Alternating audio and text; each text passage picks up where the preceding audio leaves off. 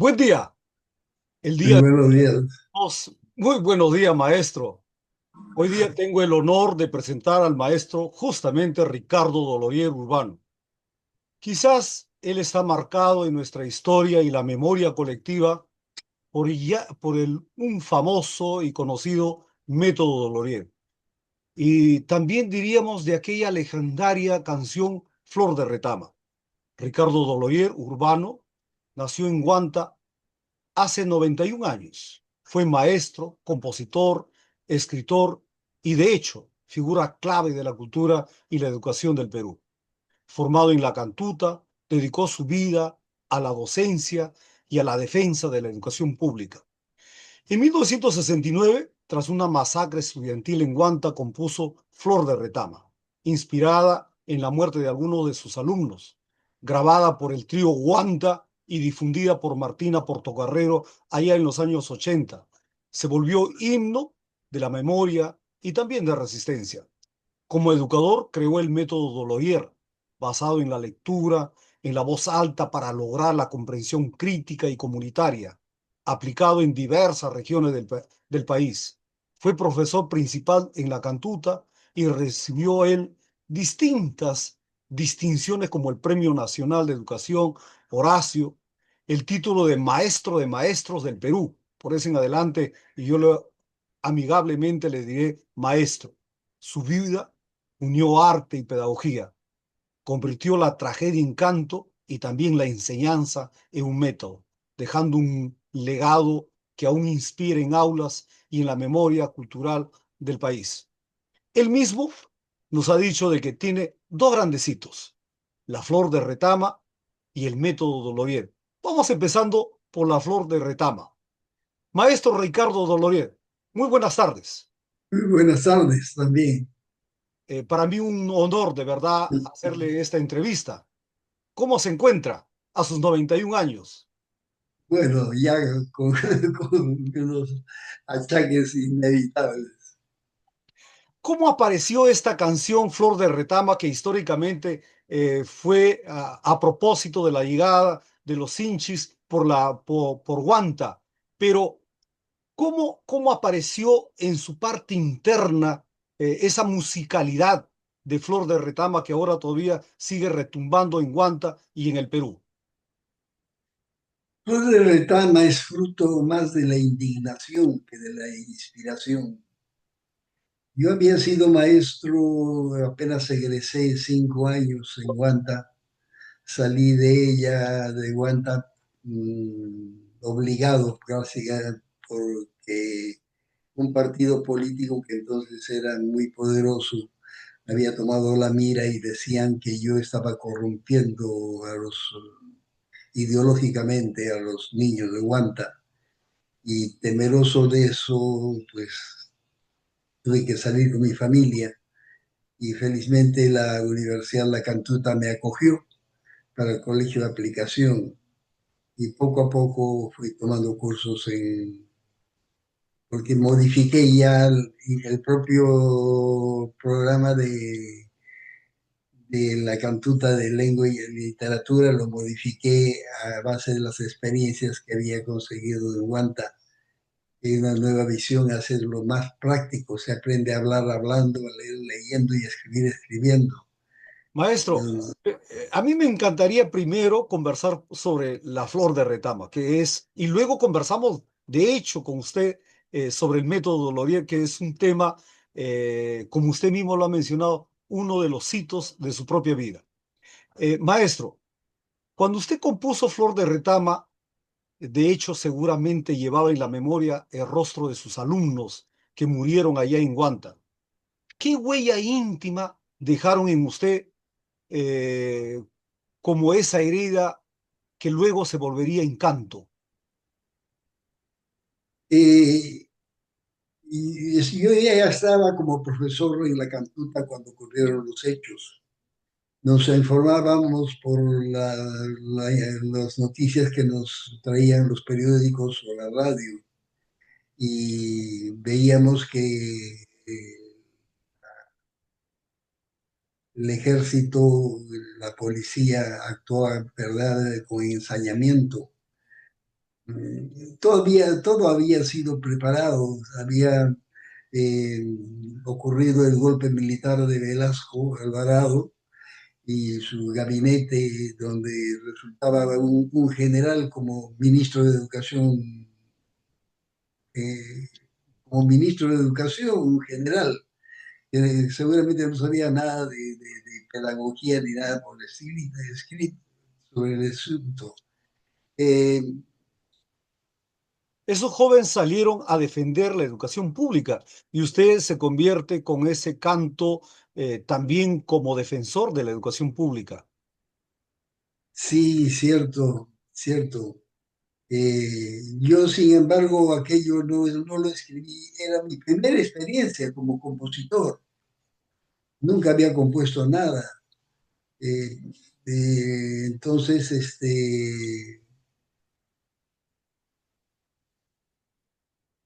Pero maestro, eh, en esa etapa ya, de hecho, la sangre de esos estudiantes ya estaba marcado de violencia, ¿no? Y luego en los años 80, con la presencia del terrorismo, se marcaría mucho más todavía el dolor. ¿No cree usted que ese canto de la flor de retama quedó como una especie de un huaino de dolor, pero también de esperanza de un pueblo que quiere conquistar el futuro? bueno, ese destino le ha dado el pueblo. Mi intención era solamente calmar mi indignación y mi dolor. Compuse aquello. Mayor pretensión, sin mayor pretensión. Manuel Acosta Ojeda fue el primero en escucharme, Osvaldo Reynoso. Y Osvaldo Reynosa ha sido compañero suyo, es de su generación, más o sí, menos. hemos sido compañeros de trabajo con Osvaldo. Él era de dos promociones anteriores a la mía en la Cantuta. Y entonces, Él conoció eh, de este Flor de Retama, inaugural. sí, ellos conocieron y yo en junio, julio, me vine a Huanta para ver personalmente cómo había quedado Huanta. Y allí recogí todas las versiones de episodios de heroísmo y de cobardía, como que de salvajismo, como que el gobierno había sofocado ese movimiento de estudiantes y campesinos, de estudiantes y campesinos. Esto, Y esto fue pensado para defender la vida de los estudiantes, defender la educación pública, pero de hecho no fue para defender a algunos personajes que luego empezarían por derribar torres y otras cosas más. no, fue como un acto de protesta, de indignación frente al abuso que cometieron los hinchis de allí. Yo perdí a un niño que mi madre me dejó al morir, que había sido hijo de su empleada y un chico inteligente que terminó egresando de la Universidad de Ayacucho como profesor de lengua y literatura también. Él en Churcampa y fue con un pariente a pedir garantías cuando llegó la Marina a Churcampa, garantías para el pueblo, y los desaparecieron. Entonces, personalmente, esa es una herida muy profunda, muy íntima, haber perdido a Emiliano. Es realmente doloroso lo que cuenta. Eh, y si usted pudiera hablarlos, aquellos estudiantes que cayeron, aquellos campesinos que fueron muertos, luego de largos años, claro está, ¿qué palabras cree que le devolverían a ellos al escuchar esta canción que usted lo hizo para ellos? Yo creo que los hijos, los familiares de esos mártires son los que les pronuncian las palabras que yo no se me, no me inspiraría para dirigirme a ellos porque el dolor y la indignación continúan en mí. Todo aquello fue preparado. A los policías que habitualmente radicaban en Huanta, los desplazaron, los sustituyeron por otros policías que no conocían, pero que venían exprofesamente a, decían, vamos a experimentar, vamos a escarmentar a este pueblo para que nunca más se levante. Pero Este Huanta tenía. Ayacucho sigue siendo rebelde, ¿no? En este gobierno actual, por ejemplo, también supo contener su fuerza, pero no pudo con su rebeldía, su protesta para erigirse, a pesar de los temores que había en los peruanos. El sur nuevamente se levantó contra este gobierno de Dina, ¿no? Boluarte. Sí, pues sí, sí, sí. Wanda también contribuyó con sus mártires a, a esa protesta. Maestro Ricardo, cuando usted compuso esta canción admirable, histórica, porque ya tiene casi como una biografía social, tiene una historia social que ha sabido mantenerse por muchísimo tiempo y seguramente seguirá siendo un himno para el pueblo peruano. Le pregunto, usted cuando empieza por hacer esta canción y le entrega a los que van a entonarlo, pensó en mercantilizarlo, pensó en que esto se iba a convertir en un boom mercantil. Ninguna sospecha. Yo había un trío Wanta allá y que interpretaba la música de los compositores guantinos. A ellos una noche nos reunimos y les enseñé la canción y les enseñé la música y la letra, de tal manera que nos quedamos toda la noche allí y de amanecida salimos porque había toque de queda. Ese grupo fue el que grabó por primera vez Flor de Retama en un CD de 25 revoluciones, esos chiquitos. Y de allí escuchó Martina Portocarrero y fue quien lo expandió por todo el país.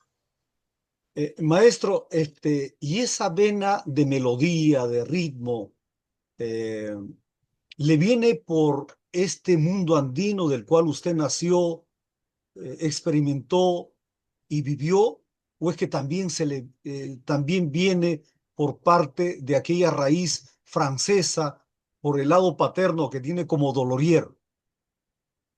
No, sino que mi madre, cuando murió mi padre, entonces estuvimos también nosotros en Huánuco, y mi madre era maestra en pueblecitos rurales, pequeños, y ella cantaba sus huaynos ayacuchanos, y yo aprendí esas canciones y le hacía el dúo o ella me hacía el dúo.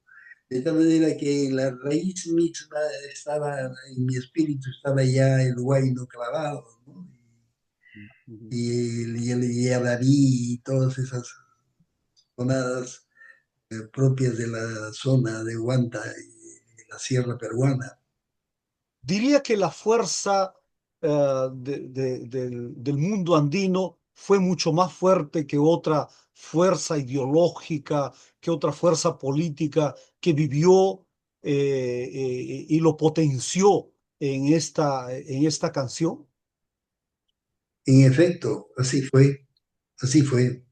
Fue la fuerza andina, porque los que habían muerto allí eran niños y campesinos desarmados contra quienes disparó el ejército, la policía, más que el ejército, la policía. Eh, y hay un episodio interesante en esto, caramba, cuando se producen los hechos, en Ayacucho primero sofocan el movimiento estudiantil y hay 4 muertos. Ujú, Al día siguiente, domingo, había una concentración de las comunidades en Huanta y las comunidades se reúnen en la plaza principal, allí toman acuerdos o allí hacen sus reclamos. Eh, Se reúnen por barrios, los barrios de las zonas del Valle Bajo, entran por la Alameda, las del Valle, las de la parte alta entran por el hospital, por el norte entran por Cruz Verde, y las de la parte baja sur entran por Mainay, por por Valle y Comercio. Todas esas, 3 de esas comunidades ya estaban reunidos en la Plaza de Armas. Faltaba llegar la de que venía por el hospital. Y esas marchas pasaban por la puerta de la comisaría y llegaban a la Plaza de Armas. Y ese día la policía cerró esa calle y quería obligarlos a rodear las manzanas y ingresar por otra parte. El pueblo se negó a eso y entonces allí comenzó un primer enfrentamiento.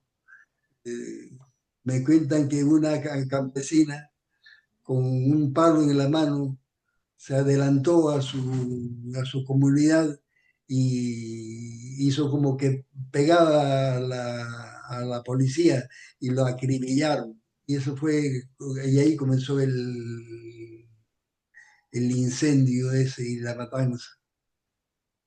Es difícil seguramente cómo expresar el dolor humano, la violencia también humana, en una canción con una melodía hermosa. Ahí hay mucho, de hecho, de poesía, de ritmo. Eh, ¿Tuvo algo que ver alguno de sus amigos, como por ejemplo la cercanía que tuvo con Juan Gonzalo Rosó? No, a Juan Gonzalo Rosa lo conocí después, ya en la cantuta. Tenía más bien el espíritu, me vas a disculpar, pero el virus del COVID me ha afectado No se preocupe, la maestro, memoria. no se preocupe. Pero creo que Entonces, usted me comentaba de que más bien había una raíz andina que le provenía de su madre, que usted sí, cantaba con ella. sí. Y la abuela era campesina, la abuela era campesina de centro, campesina, y una campesina leída, tenía baúles de libros que seguramente eran del abuelo, de tal manera que había un amor entrañable por esas familias que acogían a mi madre. Perdóneme que le diga, por ejemplo, que le dé una muestra de esa identidad con ese pueblo. Mi madre, para las vacaciones de junio o de diciembre, criaba algún animalito para matarlo sacrificarlo cuando yo llegaba, ¿no? Ese año había criado y engordado un cerdo y entonces por mi llegada comenzaron a hacer chicharrones y Y de pronto organizaban una fuente, ¿no? Con un mantelito encima, decía para la familia tal, luego seguían para la familia tal, para la familia tal, y yo veía que se reducía el cerdo y no quedaba nada para nosotros. Y mamá, y nosotros, tú no sabes, hijo, me decía, como todo durante todo el año ellos me envían a fuentes así de lo que te sacrifica. Sí, esa compenetración con ese pueblo y esa generosidad es lo que Eh, no Ese, me provocaba ese sino cariño que ternura, ¿no? usted, ese cariño que usted expresa como una flor de retama, ¿podría decir usted que se siente andino? ¿Podría decir que se siente verdaderamente un hombre más que occidental, se enraiza por aquel lado donde usted nació? Sí, yo soy absolutamente andino, soy absolutamente andino. Hombres en todo, soy absolutamente andino. Como pensamiento y como artista, como Como, maestro. como maestro, más aún todavía. Y algunas composiciones han salido a raíz de eso y todas tienen ese mismo carácter de apreciar la ternura de una, de una población indígena, ¿no? Que pese al maltrato que recibe, sin embargo, ah, este, tiene gestos tan generosos, Ujú. tanta Ma- nobleza. Ujú. Estimado maestro, de esta etapa artística suya, de aquella vena andina, de autotitularse como un hombre andino, pasemos ahora al método Dolorier, esa página pedagógica que debe ser reconocido por todos los peruanos y de hecho han sido reconocidos ya por algunas instituciones. Pero me gustaría conversar sobre ese tema. El método Dolorier es una de las primeras, es una de las primeras que a diferencia de la prosodia, se decía que se puede comprender entonando, ¿no? Con ritmo y acento las palabras, la parte lingüística, pero no se había dicho, no se había hablado de que a través de la parte oral, de la entonación, se podía comprender una lectura, se podía comprender un texto. ¿Cómo apareció esos elementos teóricos en usted, maestro Ricardo? De una constatación en las aulas de Vigil. Eh, en el Vigil habían niños urbanos y niños rurales. Y lógicamente había mucha diferencia y estaban ellos en desventaja, los niños campesinos. Y, y mi compromiso era elevar ese nivel de niños campesinos. Entonces, que perdieran ese complejo, ese sentimiento de inferioridad, a pesar del maltrato que recibían desde sus propios compañeros y de algunos profesores.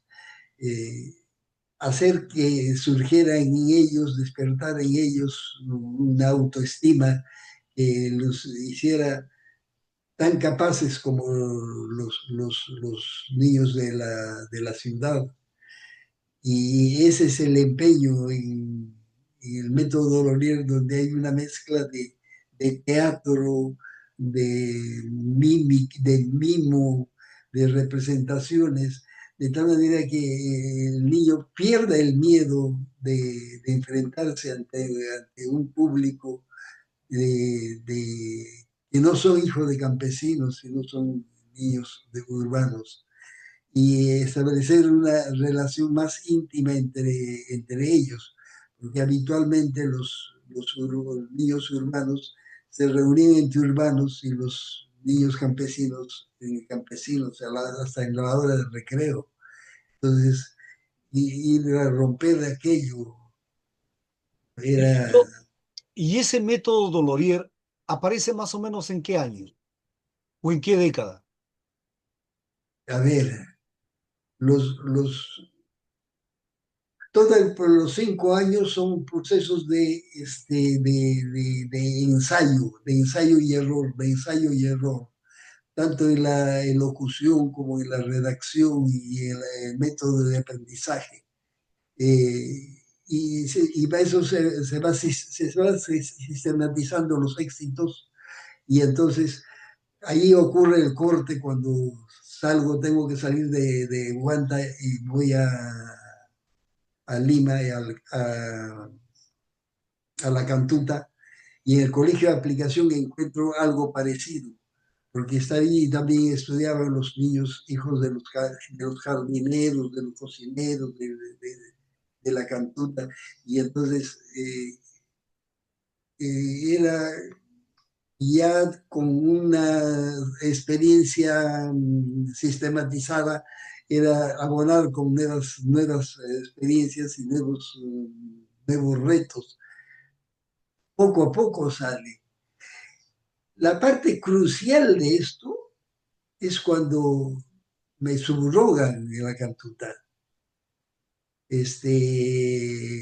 La cantuta es cerrada durante el gobierno militar, es cerrada, y entonces, porque consideraban que era un nido de terroristas, decían. Y entonces muchos de ellos, de los profesores, salimos allí y algunos se fueron a China, otros se fueron a Europa, en fin, pero yo preferí quedarme en el Perú. Y Mire, usted irrumpió en realidad también un método, aquel método silábico. Creo que en este año ya estaría llegando a los 100 años el autor del famoso libro Coquito, y que claro, explicaba el claro, método silábico, pronunciar sílaba por sílaba, sí, ma, claro, ma. Y usted irrumpe la educación para comprender la lectura o un texto con un método más bien más globalizado, rompiendo de alguna manera también aquella que quería atomizar, lo quería particularizar o quería ver el todo en partes, aquel método conductista. ¿Qué es lo que vio para poder romper ese gran movimiento? Porque puesto que en esa etapa, creo que debajo de la carpeta o encima de la carpeta, casi todos los estudiantes tenían el famoso libro Coquito para leer. sí. Lo que pasa es que también había que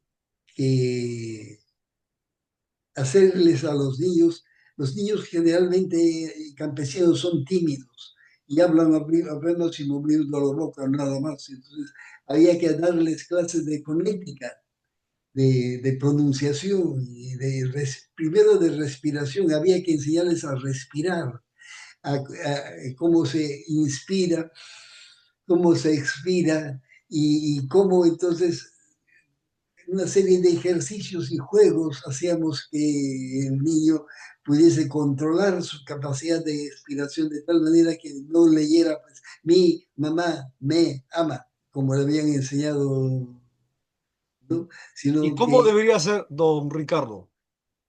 le decía, mi mamá ama.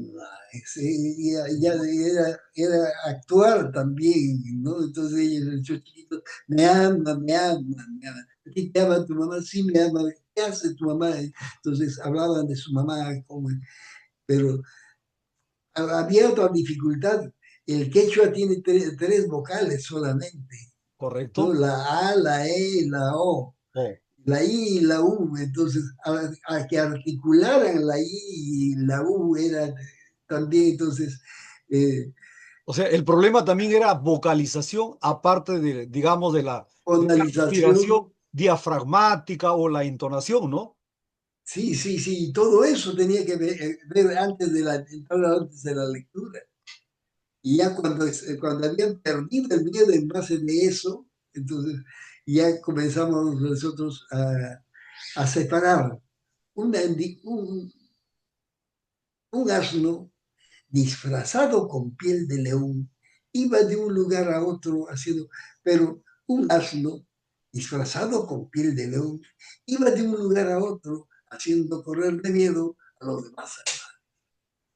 Pero yo sigo viendo en usted haciendo ritmo, haciendo melodía, haciendo canción, como lo hace un hombre del Ande, haciendo poesía, hasta en la entonación, mi estimado maestro Ricardo. Sí, es que nos veíamos obligados para que los niños aprendieran, entonces poco a poco ellos también, y luego un asno disfrazado con piel de león iba de un lugar a otro haciendo correr de miedo, y ya estaba haciendo teatro, y Y así ahora, ujú, adelante, siga. ya iba identificándose con una nueva personalidad ya más citadina, más espontánea, sin temor, ¿no? Y eso era bueno.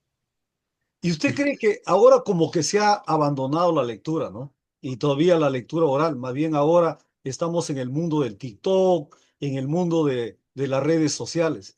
¿Usted cree que eso ha debilitado la lectura, la comprensión de los textos? Terriblemente, terriblemente. Las pruebas de PISA, de evaluación de PISA, dan resultados realmente alarmantes. Y a causa de la pandemia, se abandonó el método Dolorier.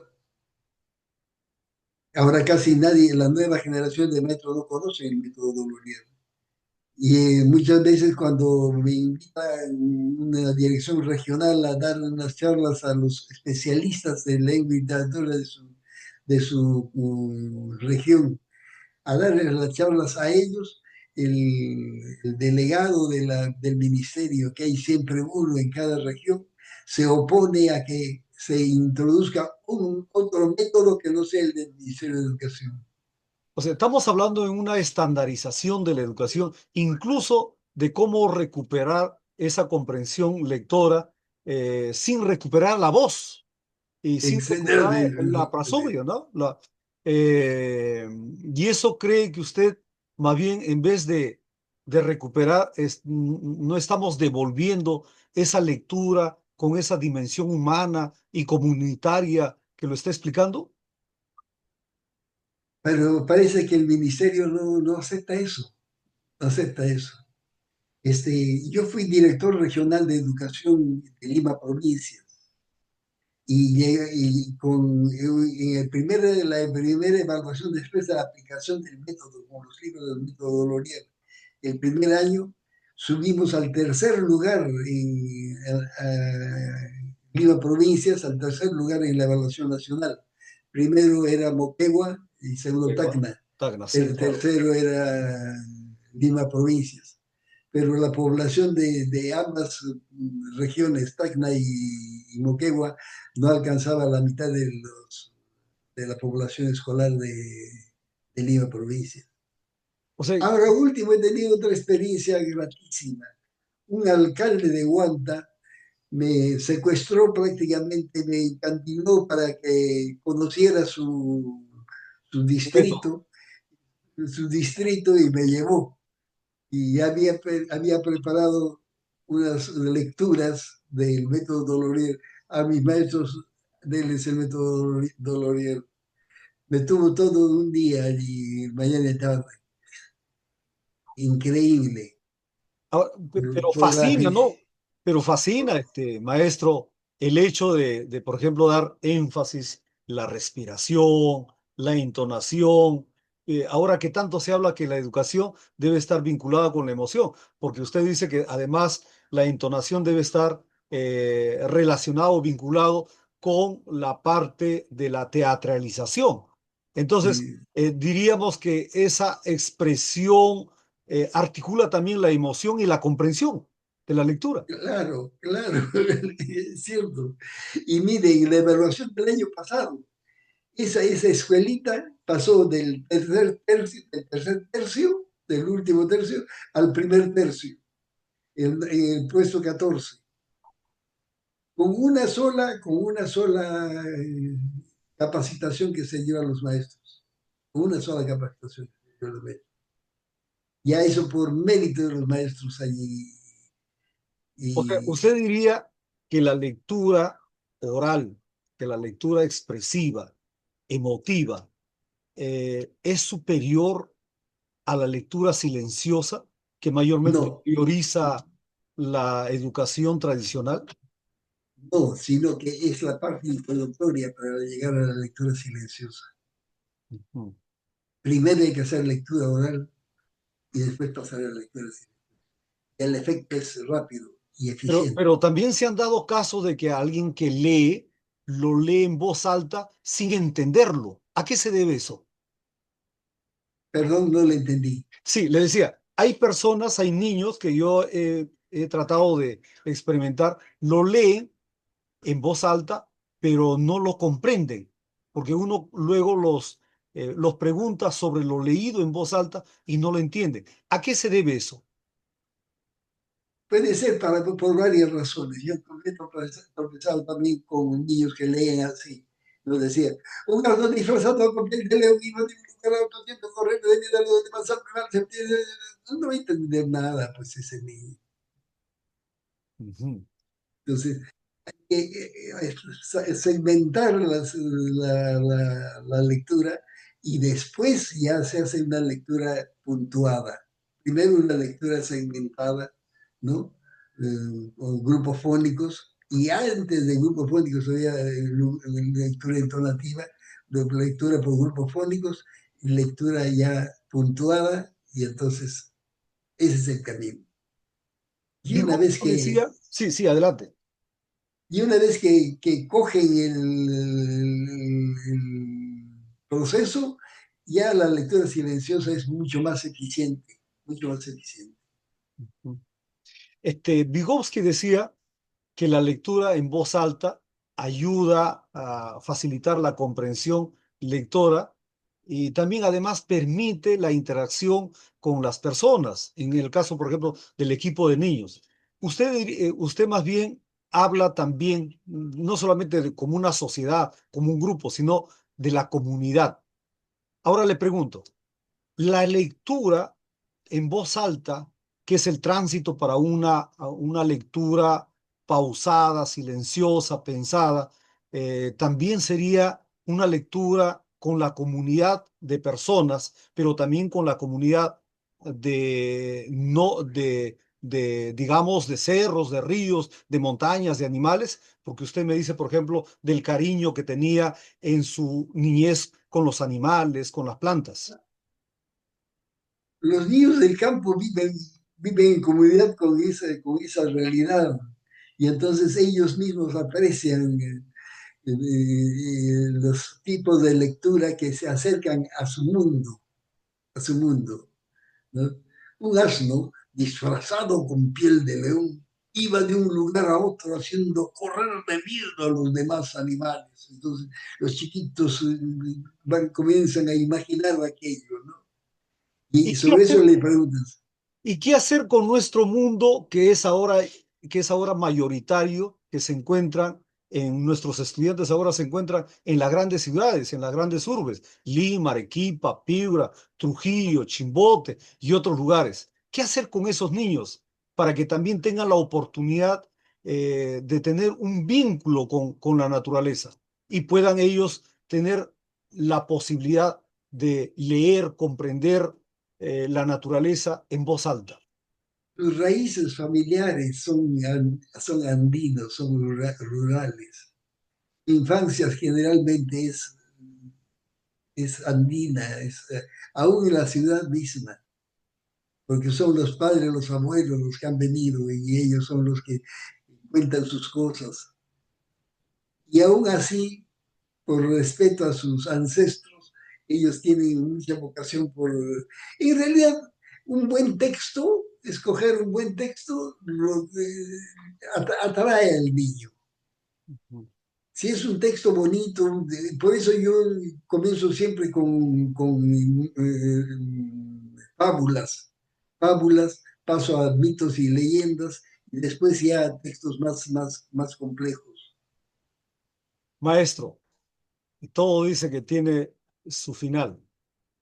Me encantaría que usted diga algunas palabras como un mensaje a aquellos maestros, maestras que se encuentran por las zonas rurales y también por las zonas urbanas de todo el Perú y seguramente de Latinoamérica.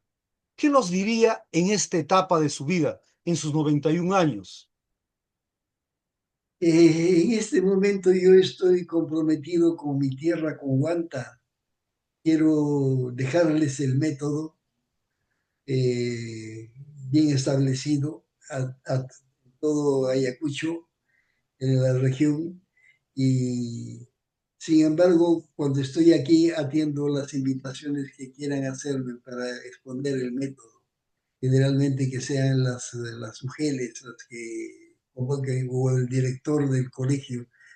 Yo voy gratuitamente, me ponen el pasaje simplemente y porque Y me usted da pena estará que presente ahí, a pesar de sus 91 años. a pesar, a pesar de eso, que los maestros no envejecemos mentalmente.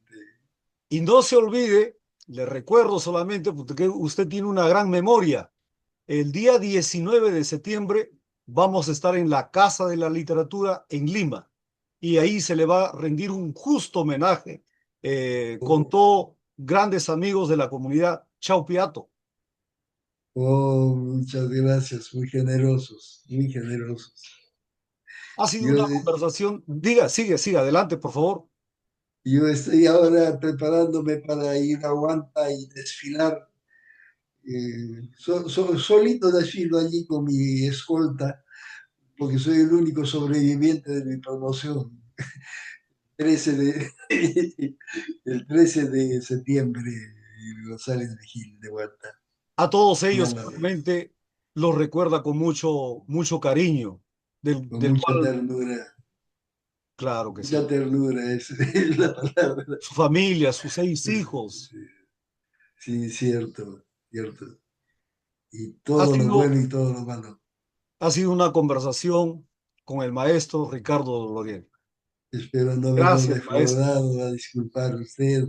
Ya la No, edad a veces te hace jamás. perder ansias. La lucidez de usted es para nosotros una luz, una lámpara que sigue todavía iluminando nuestros caminos. Por favor, gracias más bien por compartir con nosotros su voz, su memoria, sus sentimientos. Hoy hemos recordado que la flor de retama no es solo un guayno, sino también un canto que dignifica la vida, pero también que denuncia la injusticia. Eso todavía queda palpable, queda evidente, que es muy actual.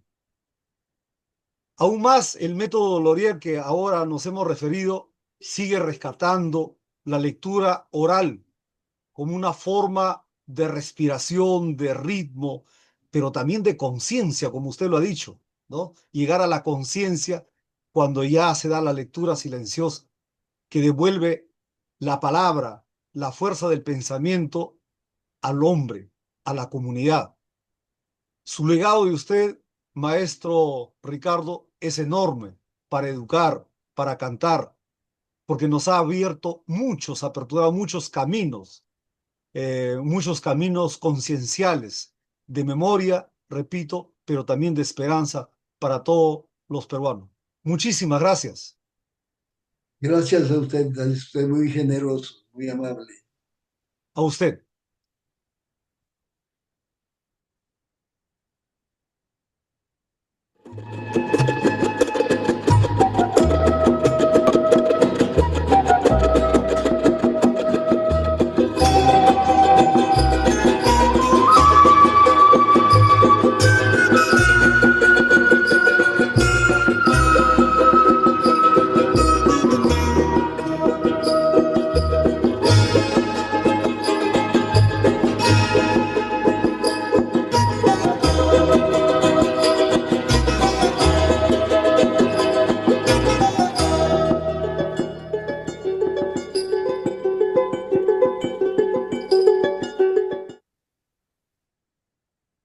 Está.